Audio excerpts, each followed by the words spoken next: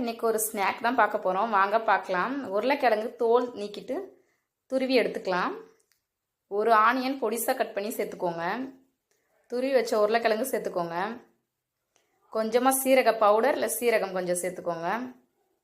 மிளகுத்தூள் 1/2 ஸ்பூன், தேவையான அளவு உப்பு, ஒரு முட்டை உடச்சி ஊற்றிக்கோங்க. கொஞ்சமாக கருவேப்பிலை, கொத்தமல்லி, கோதுமை மாவு 2 ஸ்பூன் சேர்த்துக்கோங்க. நான் மைதா மாவு சேர்த்துருக்கேன் 2 ஸ்பூன். நல்லா கிளறி விட்டுக்கோங்க. பேன் நல்லா சூடானதும் ஆயில் அப்ளை பண்ணிக்கோங்க. தோசை பக்குவத்தில் எடுத்து ஊற்றிக்கோங்க. ஒரு 5 நிமிஷம் நல்லா குக் ஆகட்டும். திருப்பி போட்டுக்கலாம். நல்ல கலர் சேஞ்ச் ஆகிருக்கு பாருங்க. மார்னிங்கில் ஈவினிங் இந்த மாதிரி செஞ்சு கொடுங்க. குழந்தைங்க ரொம்பவே விரும்பி சாப்பிடுவாங்க. வயிறும் ஃபில் ஆன மாதிரி இருக்கும். ரொம்ப ஹெல்த்தியான ஃபுட்டு. ட்ரை பண்ணி பார்த்துட்டு கமெண்ட்டில் சொல்லுங்கள். உங்களுக்கு இந்த விளாக் பிடிச்சிருந்தா லைக் பண்ணுங்கள். நாளைக்கு விளாக்ல பார்க்கலாம்.